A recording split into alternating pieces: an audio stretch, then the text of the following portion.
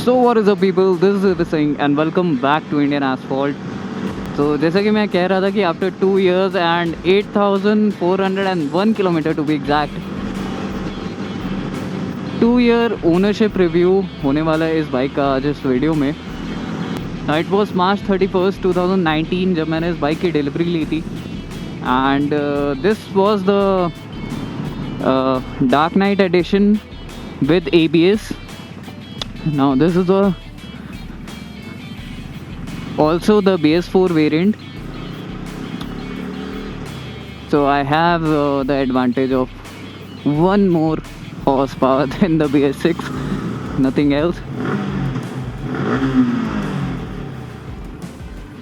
And before moving ahead, make sure you like and subscribe to this channel if you are new here, and let's get down to the video.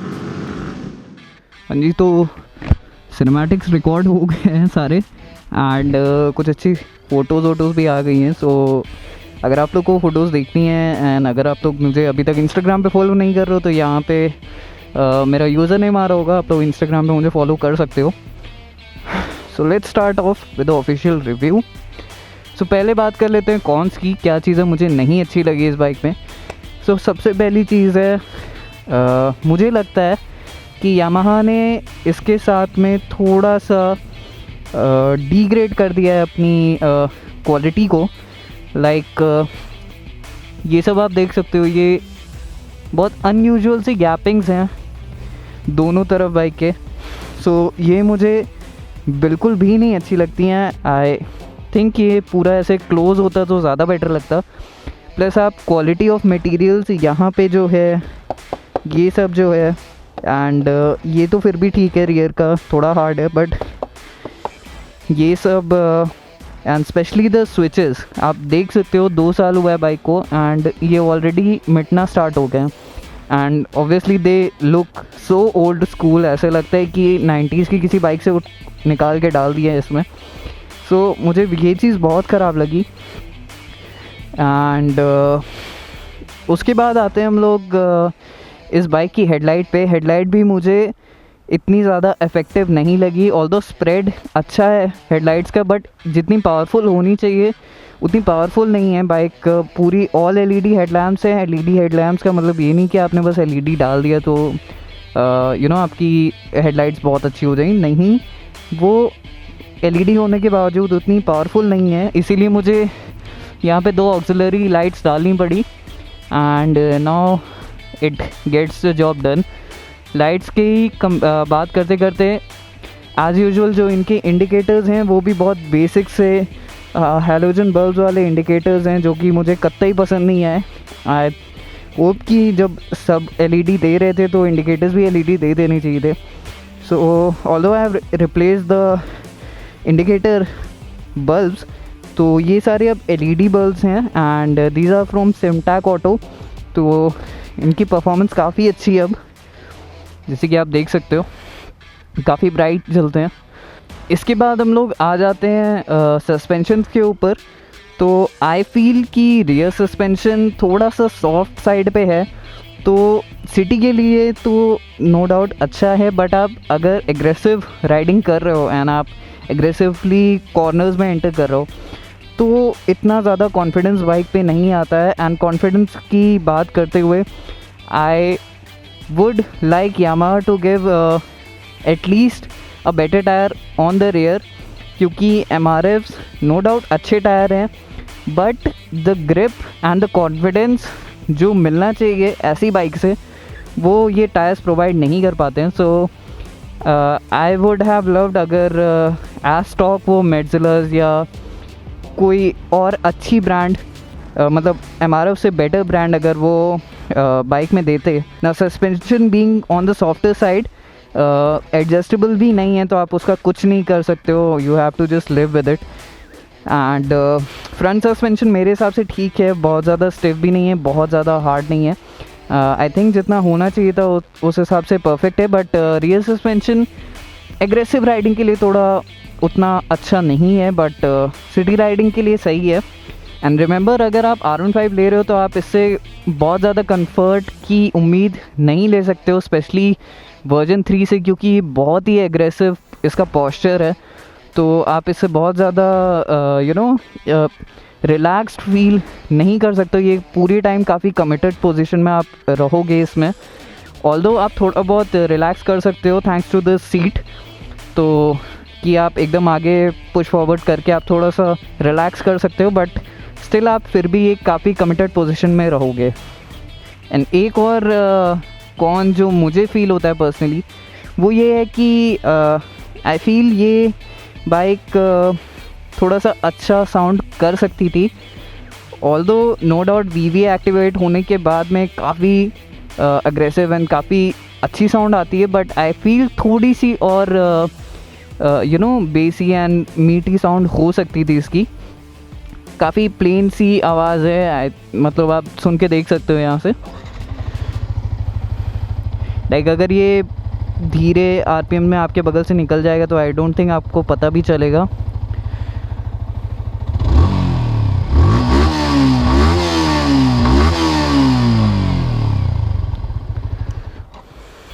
And talking about the VVA, मुझे एक और कौन ये लगा कि लो range में मुझे थोड़ा सा पावर डिलीवरी कम लगी इसकी।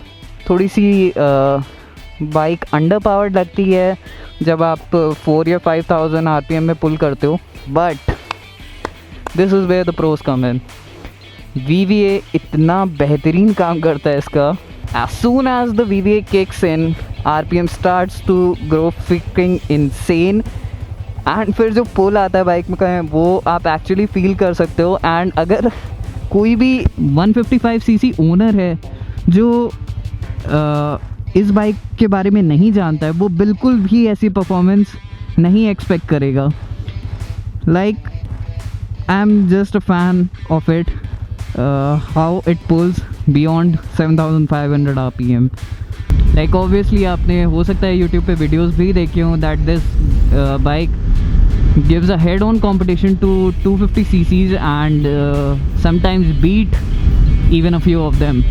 Talking about the pro, इस बाइक का जो सबसे बड़ा प्रो है जो मुझे इस बाइक की तरफ जिसने अट्रैक्ट किया था was the way it looks like. I mean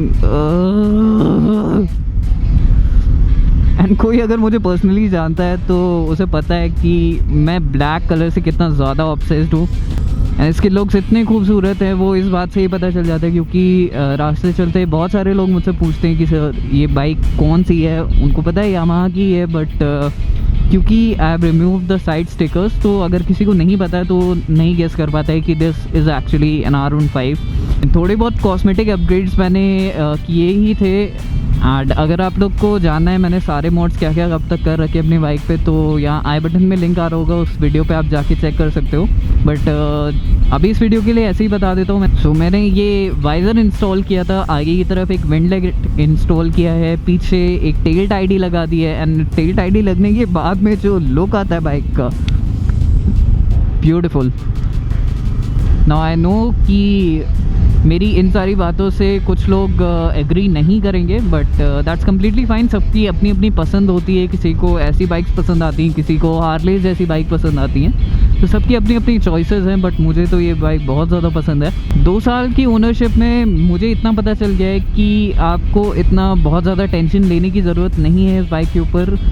अगर आप इसकी ढंग से केयर करोगे तो ये ढंग से काम भी करेगी, कोई बिल्कुल भी प्रॉब्लम्स नहीं देगी। ये नॉर्मल मेंटेनेंस करो, कोई भी बहुत ज़्यादा सर्विस चार्ज नहीं है, ऑल्दो थोड़ा सा हायर साइड में है। Like a normal service will cost you around 1500 rupees including the service charges and all. But अगर आप सही से मेंटेन करते हो तो उसके अलावा आपको एक पैसा खर्च करने की ज़रूरत नहीं है।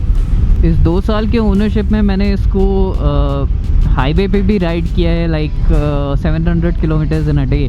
तो मैं इतना कह सकता हूँ कि हाँ टूरिंग पॉसिबल है, बट उतनी ज़्यादा कंफर्टेबल नहीं होगी जितनी आप एक्सपेक्ट करोगे एक कम्यूटर या एक क्रूज़र बाइक से या एक एडवेंचर टूरर से। तो उतनी ज़्यादा कंफर्ट तो आपको नहीं मिलेगा इस बाइक से, but still long rides are possible. And जो इसका पावर बैंड है लाइक आप ईज़िली 7000 RPM के अराउंड आप 100 पे क्रूज़ कर सकते हो, so no need for that. And एक जो मेजर पॉइंट है इस बाइक का, काफ़ी बड़ा प्रो है, वो ये है कि इस बाइक में जो एवरेज है वो बहुत ही ज़्यादा अच्छा है। एटलीस्ट पर्सनली फॉर मी, मुझे तो हमेशा ही बहुत ही ज़्यादा अच्छा मिला है। Like it also depends on your riding style. So अभी मैं करेंटली दिखा दूँ आपको, लाइक अभी भी आप देख सकते हो 49.4 का एवरेज दिखा रही है ये। एंड आप ऐसी बाइक जो केपेबल है 160 किलोमीटर्स पर आवर की स्पीड पकड़ने में, सो वो अगर क्लोज टू 49 भी अगर दे रही है तो बहुत ज़्यादा है इस बाइक के लिए। एंड ये काफ़ी बड़ा प्लस पॉइंट है इस बाइक का। Now comes the main question, should you buy this bike in 2021? Now I know कि इस बाइक के प्राइसेस रिडिकुलसली बढ़ गए हैं। लाइक जब मैंने ली थी तो this costed me for rupees I think 1,67,000 on road in Lucknow Uttar Pradesh. And now the price is around I think 1,80,000 और समथिंग। सो काफ़ी ज़्यादा महंगी हो गई है। If you look at the capacity of this bike, like for a 155cc bike 1,80,000 actually में काफ़ी ज़्यादा है। Prices are ridiculously high of other companies, जबकि वो इतनी परफॉर्मेंस ऑफर नहीं कर पा रही हैं। एंड तो उस मायने में आप इस बाइक को कंसिडर कर सकते हो। बट हाँ, अगर आपका बजट थोड़ा सा ज़्यादा है, like it's close to 2 lakh, तो आपके पास और भी ऑप्शंस खुल जाते हैं। So I feel I have cover up all the points. And just in case मैं कुछ मिस कर गया हूँ तो सर कैसे खड़े हो बीच में, सो जस्ट इन केस मैं कुछ मिस कर गया हूँ, आप लोग मुझे कमेंट सेक्शन में पूछ सकते हो। And yeah, so I think that was it for the video, guys. I hope you enjoyed the video. If you guys did, don't forget to give this video a like and smash that subscribe button अगर आप इस channel पे नए हो। Till then, ride safe. This is the Wissing from Indian Asphalt. See you in the next vlog. Bye bye.